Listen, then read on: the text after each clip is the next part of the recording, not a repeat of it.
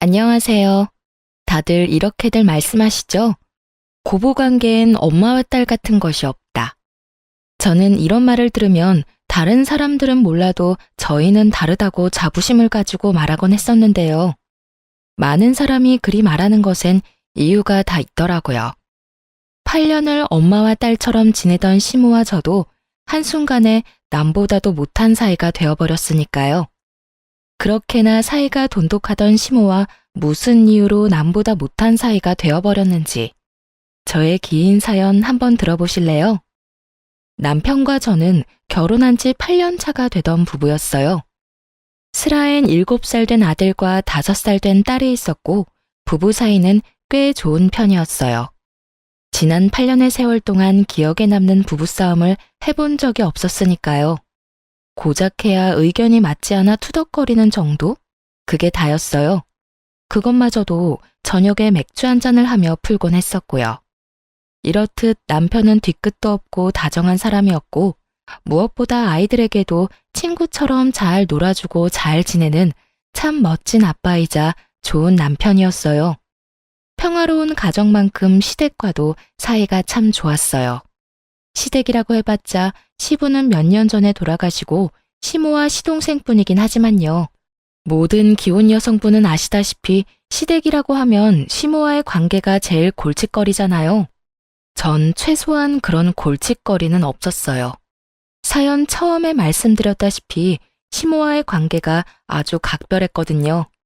시모와 전 서로의 생일날 만나 함께 시간을 보내며 쇼핑을 하기도 했고 좋은 곳으로 다니며 데이트를 하기도 했어요. 시부가 살아계실 땐 아이들을 시부와 남편에게 맡겨두고 둘만의 여행을 다니기도 했고요. 엄마, 정말 너무한 거 아니야? 남들이 보면 내가 아니라 이 사람이 엄마 자식인 줄 알겠다고. 어쩔 땐 엄마가 나보다 집사람을 더 아끼고 사랑하는 것 같아. 어쩔 때라니. 너만 모르는 것 같아서 해주는 말인데 어쩔 때가 아니라 늘 너보다 우리 며느리를 더 아끼고 사랑하고 있단다. 그러니까 내 예쁜 며느리 눈에서 눈물 뺄 생각은 하지도 마, 아들. 엄마도 참. 자꾸 이러면 나 섭섭해. 섭섭해도 어쩔 수 없어. 그러게 누가 이렇게 예쁘고 착한 여자를 데리고 오라고 했니? 네가 데리고 와놓고선 이제 와서 섭섭하다고 하들 어쩌겠어. 그냥 네가 그러려니 하고 살아. 이렇듯 때론 남편이 농담조로 섭섭함을 내비칠 정도로 시모와 저는 8년이란 시간 동안 특별한 관계를 쌓아오며 지내고 있었습니다.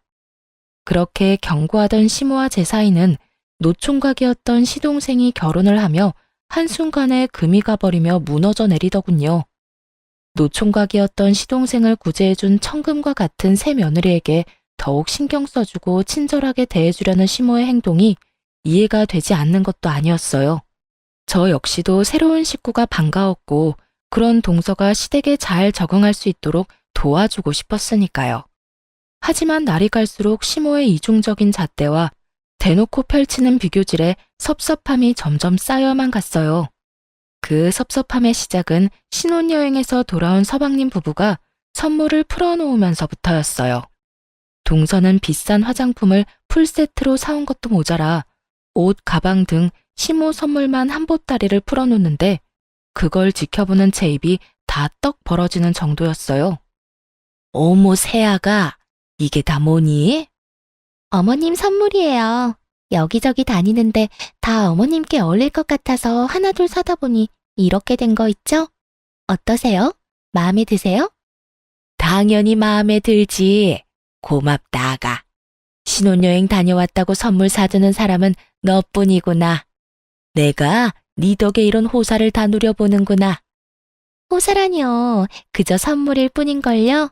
앞으로는 제가 더 잘해서 어머님 더 기쁘게 해드릴게요.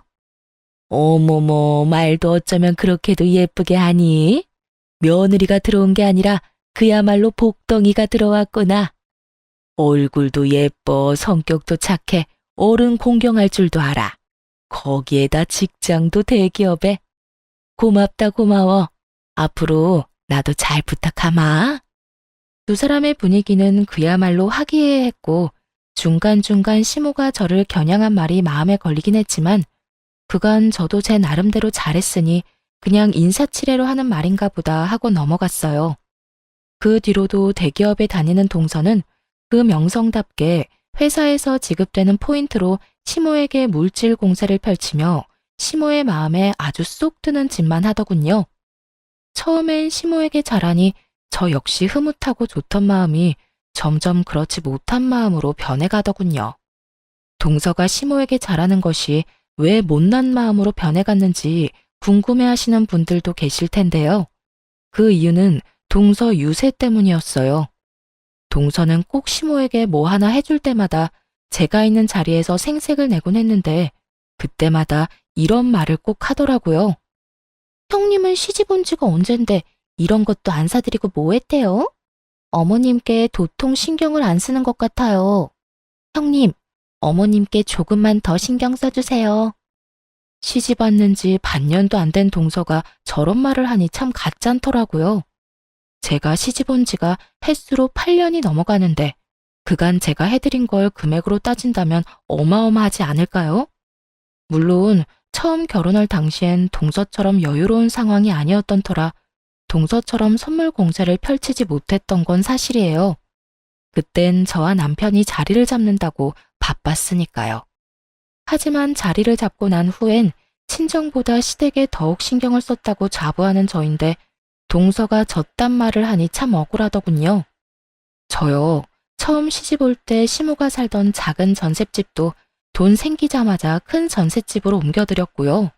형편되는 대로 아예 새 집을 마련해 이사 걱정 없이 살게 해드리려고 돈도 모으고 있었어요. 그리고 동서가 그리 강조하는 선물들이요. 저도 사드리려고 했죠. 그런데 평소에 사드리려고 해도 한 샀고 싫다고 하는 바람에 필요한 거 사고도 남을 만큼 돈으로 주곤 했었어요. 그런데 동서가 저딴 말을 하니 제가 억울하지 않을까요?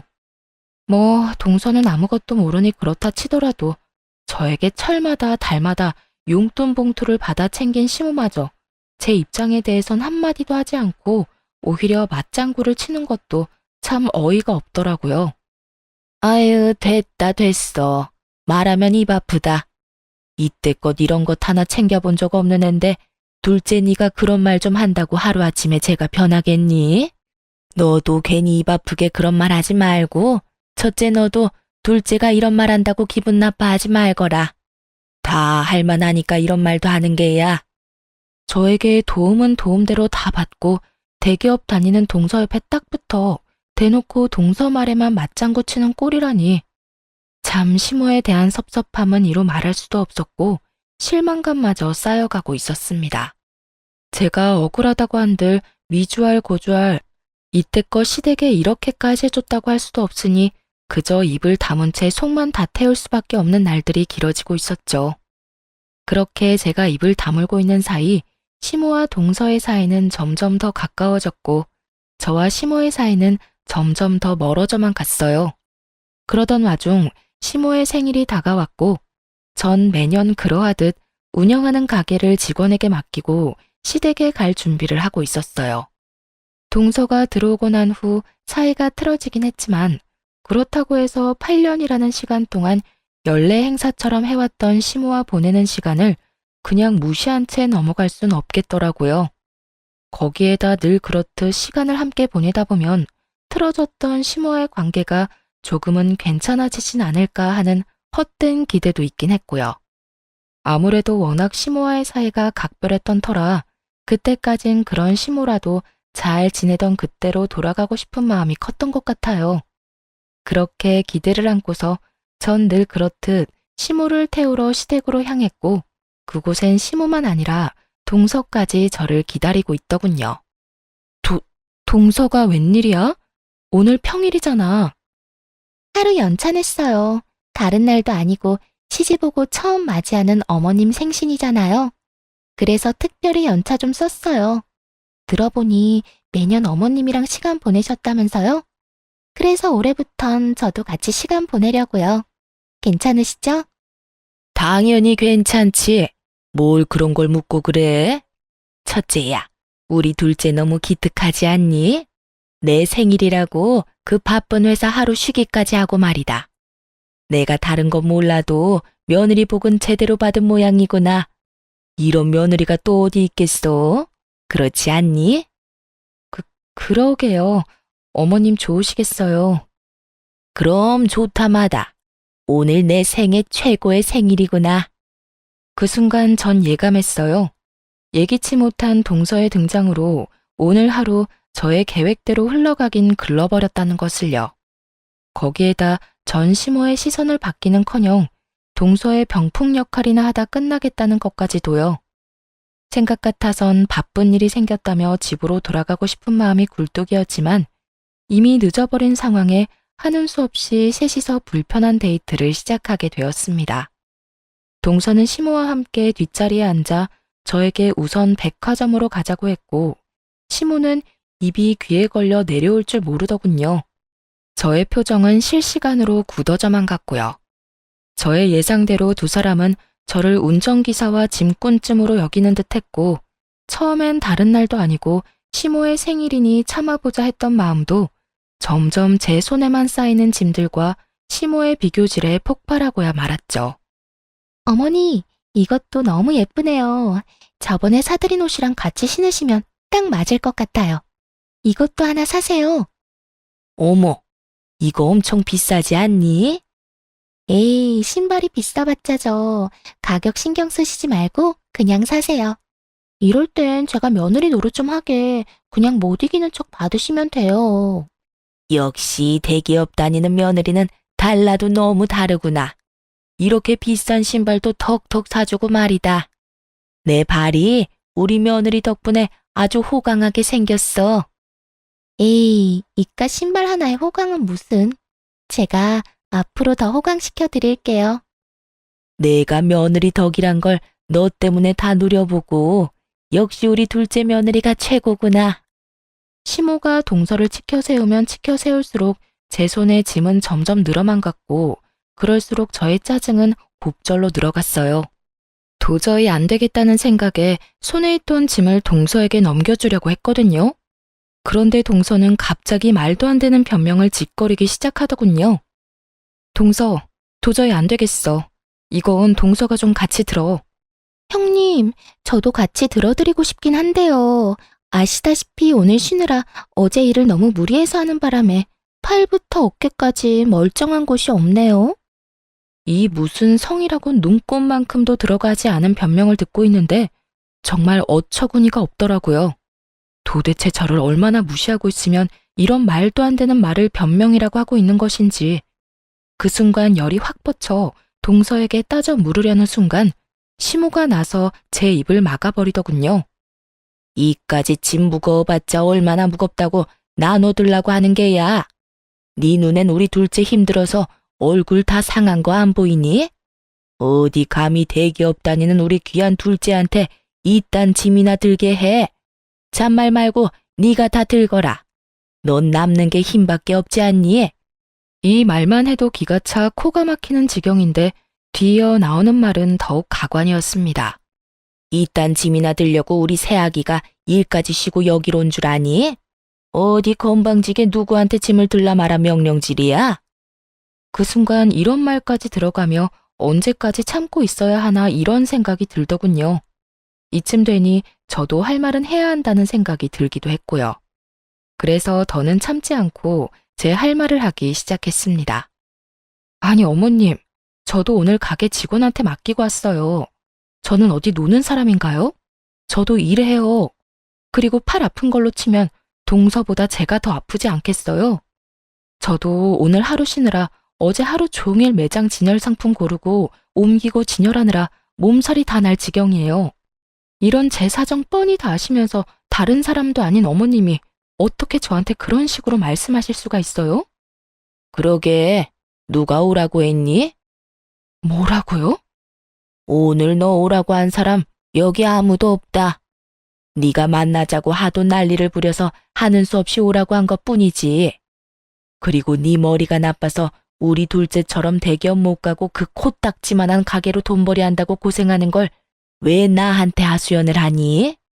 그렇게 불만 많고 힘들면 당장 그만두거라. 참나, 그까지 가게에서 벌면 얼마나 번다고.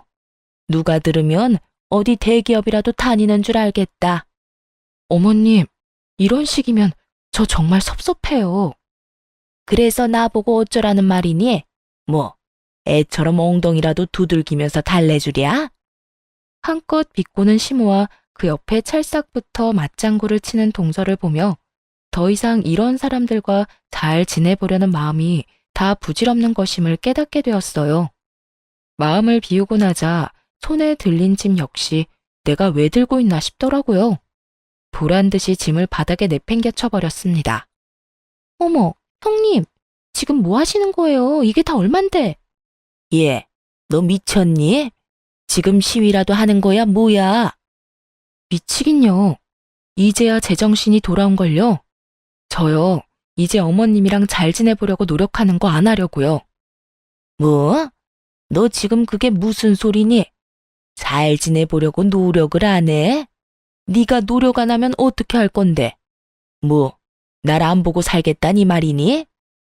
아예 안 보고 살 순 없겠지만 될 수 있는 한 최선을 다해서 안 보고 살려고요. 그러니까 어머님도 대기업도 못 다니는 저 찾지 말고 대기업식이나 다니는 자랑스러운 둘째 며느리랑 좋은 시간 보내세요. 그러면 모자란 첫째 며느리는 이만 가볼 테니 남은 생신 오붓하게 보내세요. 두 사람은 제 뒤통수에 대고 욕을 해대며 소리를 질러댔지만 저는 그런 두 사람을 무시한 채 집으로 돌아와 버렸어요. 얼마나 열불이 났었는지 집으로 돌아와서도 마음이 진정되지 않더라고요. 그렇게 한참을 씩씩거리고 있으니 퇴근한 남편이 집으로 돌아왔고 저를 보자마자 제 손을 잡고 어찌된 영문인지 물어왔습니다. 여보, 오면서 엄마랑 통화했어. 엄마한테 오늘 있었던 일 대충 듣긴 했는데 아무래도 당신한테도 이야기를 들어봐야 할 것 같아서 나한테 오늘 어떤 일이 있었는지 이야기해 줄 수 있어? 남편의 물음에 저는 지체하지 않고 있었던 일을 털어놓기 시작했어요. 입을 뗀 김에 그간 섭섭했던 점까지 다 털어놓게 되었죠. 그간 섭섭한 것이 많았던 터라 목이 쉴 때까지 하소연을 하게 되었고 제 하소연이 끝이 나자 남편이 심각한 얼굴로 이렇게 말을 하더군요. 당신이 그간 우리 엄마한테 잘해준 거 나 다 알아. 늘 고마웠고. 그런데 이제 당신은 우리 엄마한테 신경 쓰지 마. 이때까지 한 걸로 충분하다고 생각해. 그러니까 앞으론 괜히 상처받지 말고 우리 가족만 생각하면서 우리끼리 잘 지내자. 나는 부모님도 중요하지만 당신이 더 중요해. 아무리 내 부모님이라고 해도 당신한테 함부로 하고 당신한테 상처 주는 거 나 싫어. 남들은 남의 편이라고 해서 남편이라고들 하던데 제 남편은 오롯이 저의 편이 되어 상처를 보듬어 주는데 큰 위로를 받은 것처럼 마음이 한결 가벼워지더라고요. 그 덕에 전 마음의 상처를 빨리 씻어내고 일상생활을 시작하게 되었고 그렇게 일상을 보내던 어느 날 동서가 가게로 찾아왔어요. 눈치를 보아하니 남편에게 모든 사실을 듣게 된 서방님이 동서에게 당장 사과를 하고 오라고 시킨 것 같더라고요. 쭈뼛쭈뼛 억지 사과를 하는 꼴이 굳이 묻지 않아도 뻔한 일이었죠. 동서가 여기까지 무슨 일이야? 그게 지난번 일 죄송했다고요.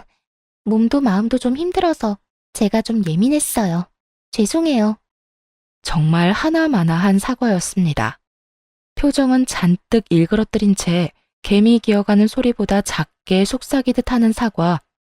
그런 사과 따위 받을 생각조차 없었던 전 아무런 대꾸도 하지 않았고 그런 저의 태도를 신경도 쓰지 않는다는 듯 동서는 가게를 둘러보기 시작하더군요.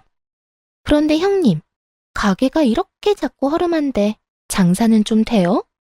월세는 벌리나 몰라. 단골 장사에선 월세도 못 낼 텐데. 누가 누굴 걱정하는 것인지 모르겠더군요. 사실 제가 운영하던 가게는 제 명의의 상가였거든요. 물론 처음 시작은 저도 월세로 시작했었어요. 월세로 시작한 작은 가게에서 여러 가지 소품을 떼다 팔기도 하고 제가 만든 상품을 팔기도 했었어요. 그러던 중 제가 만든 상품이 온라인에서 입소문 타 소위 말하는 대박이 난 덕분에 다른 상품들까지 날개 달린 듯 팔리게 되었어요. 그렇게 한번 입소문이 나니 들이는 족족 눈 깜빡할 사이 팔리게 되었고 단골 손님도 꽤 보유한 온라인 쪽에선 꽤 소문난 가게가 되었던 것이었죠. 그렇게 벌게 된 돈으로 시모의 집도 더 넓은 곳으로 이사하게 해주었고 더 좋은 아파트에 살게 해드리고 싶어 돈까지 모으고 있는데 월세나 걱정해주니 웃길 수밖에요. 참 고맙네. 동서가 내 가게 월세 걱정까지 해주고 말이야. 그런데 동서, 월세 걱정은 안 해도 돼. 그건 내가 알아서 다 할 수 있으니까 말이야. 시모도 모르는 제 명예의 상가를 동서에게 말할 필요가 없었던 저는 웃으며 그런 걱정은 하지 말라고 했더니 순식간에 표정이 굳은 동서가 다짜고짜 이런 말을 하는 게 아니겠어요? 혹시 형님, 어머님 집 물려받을 수 있다는 헛된 꿈 꾸고 있는 건 아니죠? 뭐? 어머님 집? 그 전셋집 말이야? 아니요. 전셋집 말고 어머님 곧 새 아파트에 입주하신다고 하던 그 왜 있잖아요. 그 비싸기로 유명한 아파트요. 혹시나 해서 하는 말인데 어머님이 그 아파트 형님네 말고 저희 주신다고 했어요. 그러니까 그 아파트는 쳐다도 보지 마세요. 고래고래 소리를 지르며 있지도 않은 아파트에 침을 바르고 있는 동서를 보니 그간 동서가 왜 그렇게 시모에게 잘했는지 알 것 같더군요. 시모는 아직 사주지도 않은 집을 마치 자신의 힘으로 마련할 것처럼 동서에게 떠들어댔던 거죠. 훗날 제일 잘하는 자식에게 자신의 재산을 다 물려줄 것처럼 굴었던 것이었어요. 물려줄 재산은커녕 노후 자금조차 쥐뿔도 없는 시모가 그런 말을 했다는 사실도 어이가 없었지만 그 개떡 같은 말을 철석같이 믿고 있는 동서도 참 한심하더라고요. 동서, 뭔가 절대 이루지 못할 허황한 꿈을 꾸고 있는 것 같은데 어머님 그런 돈 없어. 그러니까 괜한 기대 그만하고 그딴 꿈에서 얼른 깨. 그게 동서한테도 이로울 테니까. 제가 이렇게까지 말했는데도 동서는 전혀 제 말을 이해하지 못한 듯 싶더군요. 제 말에 오히려 저에게 삿대질까지 하며 막말을 퍼부어대기 시작하는데 미쳐도 제대로 미쳤구나 싶었습니다. 참나, 누가 그렇게 말하면 속아 넘어갈 줄 알아요? 형님, 그렇게 안 받는데 정말 대단하시네요. 재산 좀 받아보겠다고 거짓말까지 다 하시네? 형님이 아무리 그래도 어머님 재산은 다 우리 몫이니 형님이나 꿈 깨세요. 내가 투자한 돈하고 시간이 얼만데 양심도 없어. 아무것도 안 하고 재산이나 노리는 꼴이라니. 제대로 미쳐버린 동서의 언행은 난동에 가까웠고 저 역시 그런 동서에게 밀리지 않고 똑같이 맞서며 이렇게 말해주었어요. 다 동서 생각해서 해주는 말인데 이딴 식으로 나오면 곤란하지. 그리고 어디서 삿대질이야? 아무리 그래도 내가 손윗 사람인데 행동 똑바로 못해? 제 말에 동서는 비웃음을 날리며 제 어깨를 손가락으로 툭툭 치며 밀어내기 시작하더라고요. 아니, 사는 게 힘든 거 잘 알겠는데 아무리 그래도 남이 침 발라놓은 재산 노리고 그러면 안 되지. 그런 걸 보고 뭐라는 줄 알아요? 거지심보라고 해요. 아무것도 안 하고 돈이나 노리는 짓거리 말이에요. 무슨 말인지 알아들었으면 내가 받을 재산엔 눈길도 주지 마세요. 알겠어요? 있지도 않은 재산 타령을 하는 인간 말종과는 더는 대화 따위 나누고 싶지도 않더라고요. 이미 동서의 언행이 도를 지나치기도 했고요. 화가 난 저는 동서의 손을 거칠게 뿌리쳐버리곤 그대로 동서의 머리채를 잡아 가게 밖으로 밀어버렸어요. 그리고 생수 한 병을 뜯어 벙찐 얼굴로 서 있는 동서의 얼굴에 시원하게 다 부어버리곤 가게 문을 잠가버렸습니다. 야, 너 이게 무슨 짓이야? 네가 나한테 이런 짓을 하고도 무사할 줄 알아? 내가 너 가만 안 둘 거야. 가만 안 두면 어떡할 건데? 그리고 네가 날 가만 안 둘 동안 나는 가만히 있겠니? 네가 나한테 손대는 순간 내 손도 가만히 있지 않을 테니 그런 줄 알고 어디서 건방지게 되지도 않은 행패야 행패가. 야, 야라니 한참 어린 게 어디서 반말질이야? 이번엔 머리채 말고 주둥이까지 뜯기고 싶어? 더 얻어맞기 전에 얼른 가라. 생각 같아서 확 쥐업해주고 싶은 거 넓은 아량으로 보내줄 테니까 빨리 꺼지란 말이야. 동서는 제 말에도 아랑곳하지 않고 가게 앞으로 지키고 서서 난동을 부리기 시작했고 곧바로 서방님을 불러 동서를 직접 데리고 가게 했죠. 서방님의 손에 질질 끌려가던 동서의 모습은 아직까지 잊혀지지가 않네요. 얼마나 통쾌했는지 지금까지도 그 생각만 하면 미소가 절로 지어질 정도라니까요. 그 후 서방님은 저에게 남편을 통해 진심 어린 사과를 전해왔고 시모는 동서에게 무슨 말을 어떻게 들었는지 휴대전화가 뜨거워질 정도로 쉬지 않고 전화를 하기 시작했어요. 이미 시모에 대한 실망감 역시 컸던 터라 예전으로 돌아가기엔 이미 늦은 일이었고 더는 시모와 가까이 지낼 마음도 없을 뿐더러 그런 사람과 말조차 섞고 싶지 않았어요. 그랬기에 전 그 많은 시모의 연락에 무시로 일관된 태도를 보였고 저에게 할 말이 무수히 많은 시모는 기어코 남편에게까지 연락을 해오더군요. 예, 네 집사람 옆에 있니? 있으면 좀 바꿔다오. 내가 기니 할 말이 있는데 네 집사람이 내 연락을 안 받는다. 얼마나 화가 난 상태였으면 스피커폰이 아닌데도 불구하고 스피커폰을 한 것처럼 쩌렁쩌렁한 목소리가 제 귓가에 정확히 꽂히더라고요. 엄마, 제발 좀 그만해. 내가 웬만하면 여자들 일에 안 끼어들려고 했는데 엄마, 정말 해도 해도 너무한 거 아니야? 내가 뭘 그랬다고 나한테 화를 내니? 말이야 바른 말이라고. 나같이 좋은 시어머니가 또 있는 줄 아니? 그리고 이번 일 못 들었어? 네 처가 글쎄 우리 귀한 둘째 머리채를 잡은 것도 모자라 면상에 물까지 들이부었다고 하지 않니? 그런 짓을 했다는데 내가 참아야 해? 엄마가 못 참을 건 또 뭐야? 그리고 집사람이 재수씨가 아무 짓도 안 했는데 물까지 들이부었겠어? 엄마도 잘 알잖아. 집사람이 괜한 사람한테 그런 짓 할 사람 아니라는 거. 뻔히 다 아는 사람이 왜 이리 사리분별을 못하는 거야 도대체? 너 지금 사리분별이라고 했니? 내가 뭘 그렇게 사리분별을 못한다고 엄마한테 그런 말까지 하는 게야? 네 집사람 때문이니? 네 집사람이 뭐라고 하더니? 그것 봐라, 아주 몹쓸래라니까. 어디 감히 할 게 없어서 모자 사이에서 이간질이나 하냐고? 엄마, 그만 좀 해. 이 사람 그 일에 대해서 나한테 한마디 한 적 없고 엄마 둘째 아들이 나한테 전화해선 무슨 일이 있었는지 다 말해주더라. 오죽했으면 걔가 나한테 전화와서 이 사람한테 미안하다고 말할 면목조차 없다면서 대신 미안하다는 말 전해달라고 했겠어? 그러니까 엄마도 한 사람 말만 듣고 괜한 사람 잡을 생각도 하지 마. 그리고 앞으로 무슨 일이 있어도 이 사람한테 따로 연락해서 모진 말로 괴롭히지도 말고.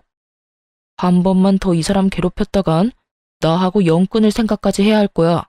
그럼 끊어요.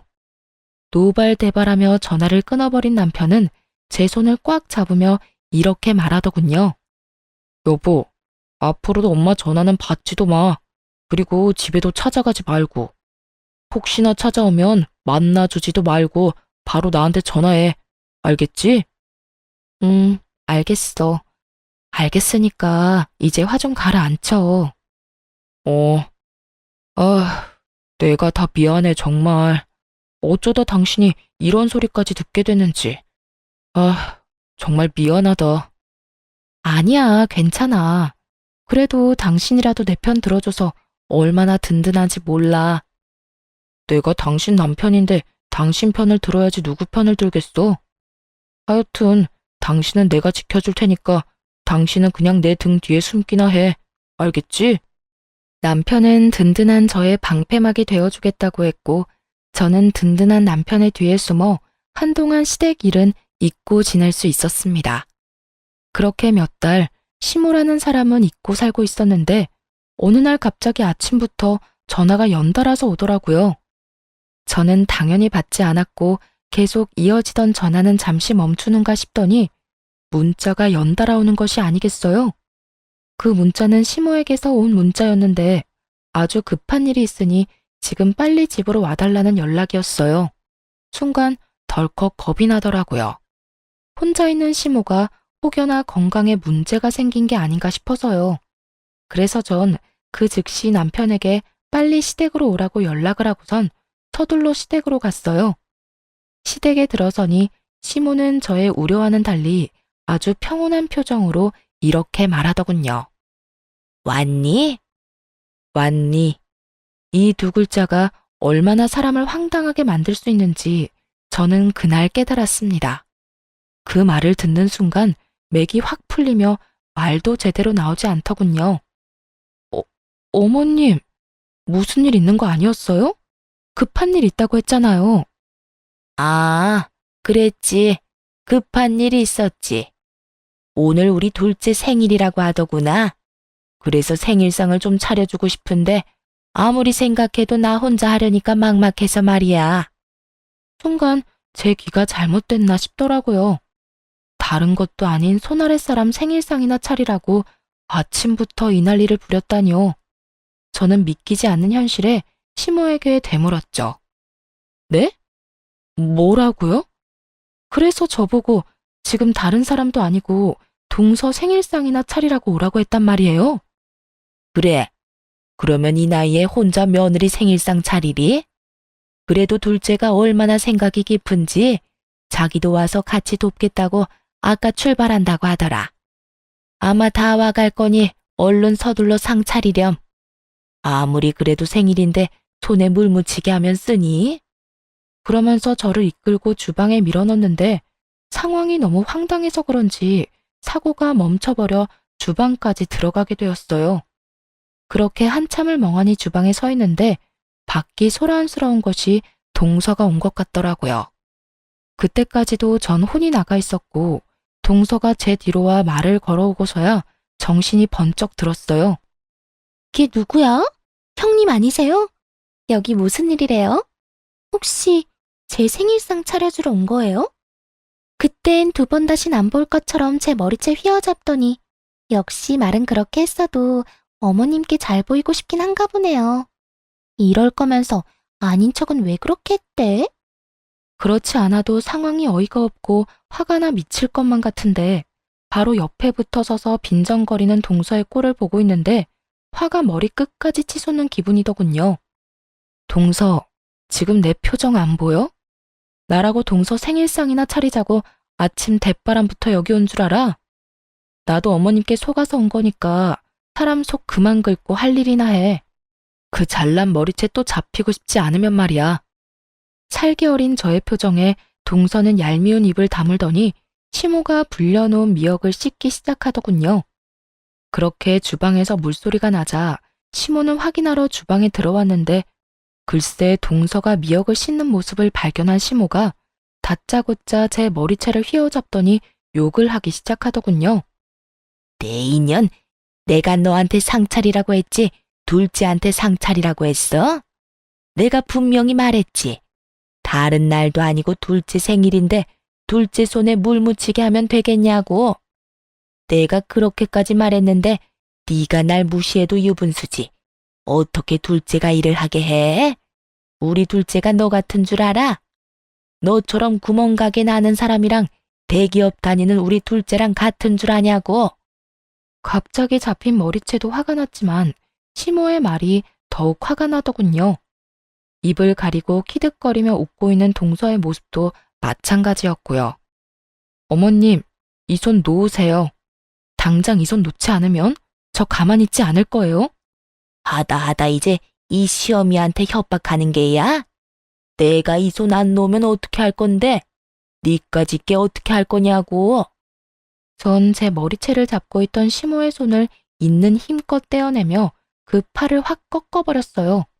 그때야 이 상황을 손 놓고 보던 동서가 나서 말려보려 저에게 달려들었지만 그 순간 잡고 있던 시모를 밀쳐버리고 저를 향하던 동서의 머리채를 다시 한번 잡아주었습니다.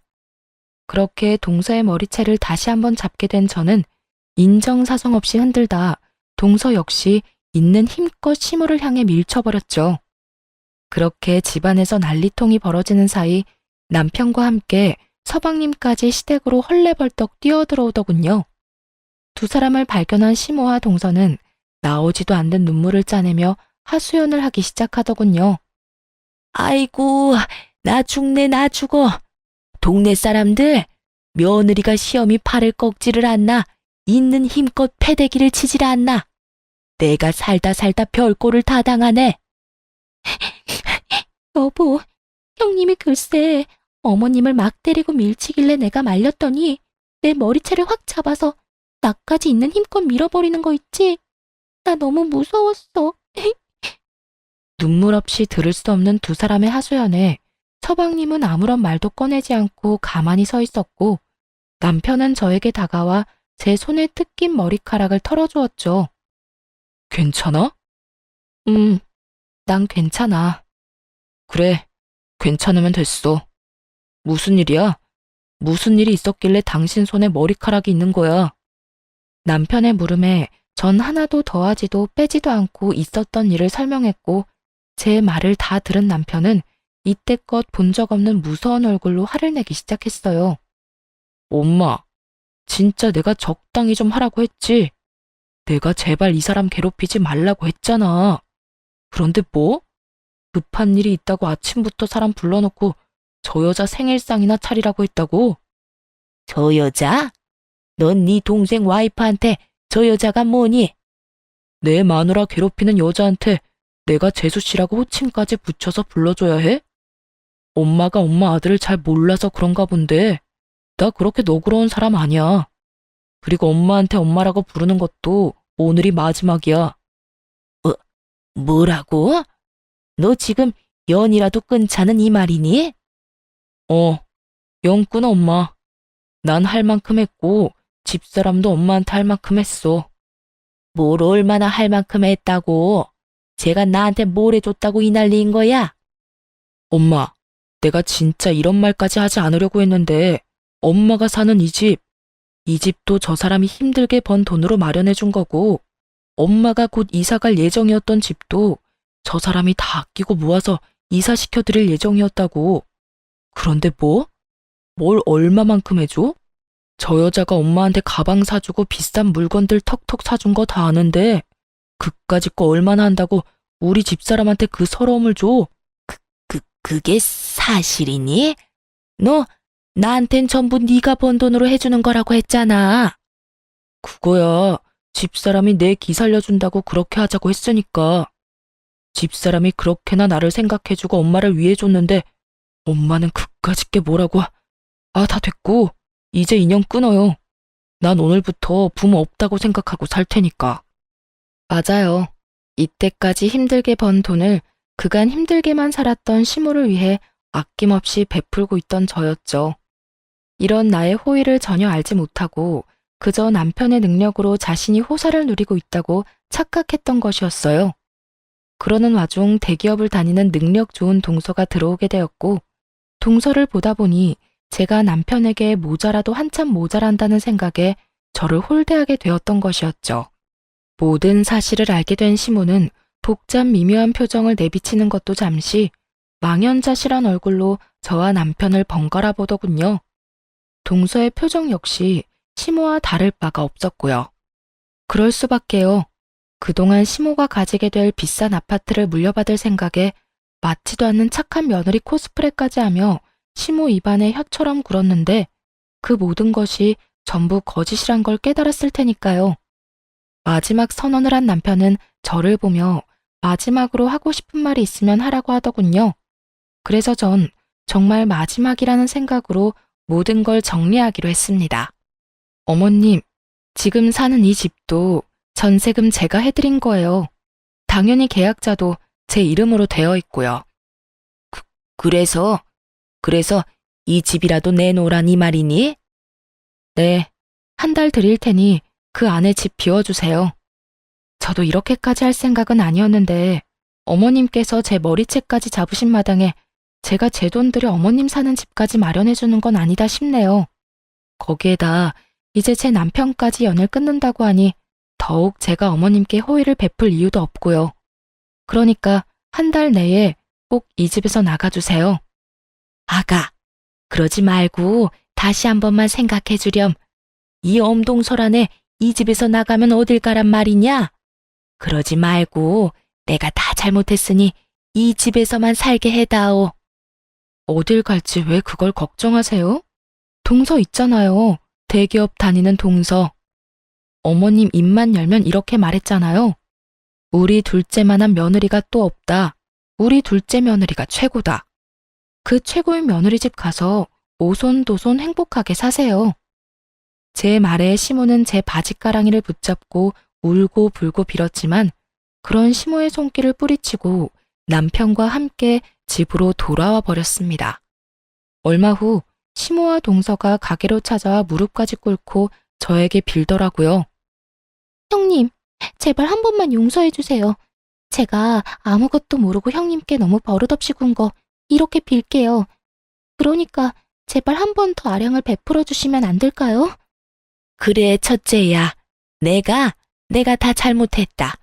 사람 욕심이 뭔지 내가 너같이 착한 애한테 그래선 안 되는 거였는데 정말 미안하구나. 내가 이렇게 용서를 구할 테니 부디 한 번만 용서해다오. 우리 예전이 참 좋지 않았니? 그동안 좋았던 시절을 봐서라도 딱 한 번만 용서해다오. 집도 절도 없이 길거리에 나앉게 된 시모와 그런 시모를 꼼짝없이 떠맡게 된 동서. 환상의 하모니를 듣고 있자니 정말 속이 뻔히 보여 웃음이 다 나더군요. 미안하다는 말이 정말 와닿지도 않고요. 더는 진심도 아닌 그딴 말들 듣고 싶지도 않아요. 이렇게 해서 용서될 것 같았으면 연 끊는다는 남편 말에 동의하지도 않았을 테고요. 그러니까 이만 돌아가 주세요. 저 지금 경찰에 신고할 건데 지금 안 가면 험한 꼴 보게 될 거예요. 두 사람은 제 말에도 여전히 움직이지 않고 저에게 매달렸고 전 말했던 대로 경찰을 불러 두 사람을 끌어냈습니다. 그 뒤로도 두 사람이 찾아올 때마다 경찰을 불렀고 그런 일이 반복되자 더는 저를 찾아오지 않더군요. 그렇게 약속했던 한 달이란 시간이 지났어요. 저는 말했던 대로 중개 수수료까지 2배로 들여 새로운 세입자를 알아봐 집을 넘겨버렸어요. 오갈 데가 없어진 시모는 동서내로 가게 되었다고 하더군요. 그렇게나 죽고 못 살던 두 사람의 관계도 시모가 쥐뿔도 가진 것이 없다는 사실이 드러나자 산산조각이 나는 건 시간 문제였어요. 동서는 착한 며느리의 가면을 벗어던지고 시모를 구박하기 시작했고 결국 그 모진 냉대들을 견디던 시모는 동서가 준 500만 원을 받고 쫓겨나다시피 나오게 되었다고 하더군요.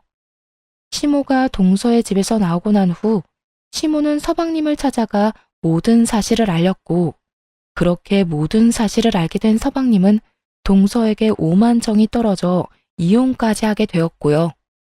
그래도 동서는 서방님에 대한 사랑만큼은 진심이었는지 서방님께 끝까지 매달렸지만 서방님의 결심은 확고했고 그랬기에 이혼은 피할 수가 없었죠. 이혼까지 한 서방님은 시모에게 정이 떨어진 것도 매한가지인지 시모와도 거리를 두고 있다는 이야기도 들려오더군요. 동서에게 받은 돈 500만 원으로 원룸을 얻어 살게 된 시모는 예전 다정했던 시모의 모습으로 돌아와 저에게 연락이 오곤 했어요. 아가, 잘 지내니? 난 잘 지낸단다. 비록 원룸에서 죽지 못해 살고 있긴 하지만 너한테 지은 죄가 있는데 이 정도면 잘 지내는 거 아니겠니?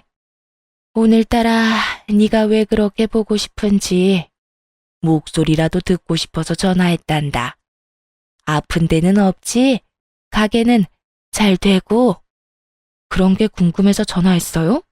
저요, 전화 받고 싶어서 받은 게 아니라 실수로 받게 된 거예요. 그러니까 할 말 있으면 빨리 하고 앞으로 다신 연락하지 말아주세요. 아가, 내가 정말 미안하구나. 내가 요즘 정말 반성을 많이 하고 있어. 그러니까 다시 연락하고 지내면 안 되겠니? 너한테 바라는 거 아무것도 없단다. 그저 예전처럼 연락이라도 하면서 지내고 싶어서 그래. 저는 어머님이랑 더는 가깝게 지내면서 연락까지 하고 지낼 마음 추호도 없어요. 그러니까 다신 연락하지 말아주세요. 시모는 할 말이 더 있어 보였지만 가차없이 전화를 끊어버렸어요. 이제 와서 이렇게 다정하게 말한다 한들 뭐 하겠어요. 이미 시모가 어떤 사람인지 다 알아버렸는데요. 실수로 전화를 받은 뒤론 시모의 전화는 계속되었고 어떻게 해야 하나 곤란하던 차에 남편이 어떻게 알았는지 번호까지 바꿔 새 휴대전화를 사준 덕분에 더는 연락하는 일은 없었어요. 남편 역시 단단히 마음먹었는지 시모와의 모든 연락을 끊어버렸고 저는 전세금을 회수한 돈과 집을 해드리기 위해 모았던 돈 일부를 투자해 더 큰 곳으로 가게를 옮겨버렸어요. 더는 누구도 찾아올 일이 없도록 말이죠. 그렇게 몇 년의 시간이 지났네요. 요즘은 직원들도 더 많이 생겼고 그만큼 아이들과 더 많은 시간을 보내고 있어요. 남편 역시 회사 일도 하는 와중에 가게 일을 도와주면서 아이들과 여전히 친구처럼 지내고 있고요. 이때껏 그래왔듯이 앞으로도 남편과 전 아이들을 위해 그리고 저희를 위해 좀 더 나은 어른으로 살아가려고 노력하고 있어요. 시모와의 일을 겪으며 다른 어느 것보다 내가 더 나은 사람이 되어야겠다는 생각을 참 많이 하게 되었거든요. 가끔 그런 생각을 해요. 시모가 조금만 나은 사람이었다면 자신 앞에 놓인 꽃길을 그렇게 제 발로 차버리진 않았을 텐데 하는 생각 말이에요. 그 정도로 전 시모에게 잘할 자신도 있었고 실제로도 그렇게 하려고 노력도 했었고요. 하지만 시모는 저의 그런 호의를 받을 만큼의 인간이 되지 못했고 그런 시모와는 달리 현명한 남편 덕분에 저는 지금 시모와의 연을 끊고 행복하게 살고 있으니 그걸로 다 잘된 일인 것이겠죠? 그렇게 믿고 앞으로 더 행복하게 살아보려고요. 이로써 저의 사연은 끝이 났네요. 저의 긴 사연 들어주셔서 감사합니다. 다들 행복하세요.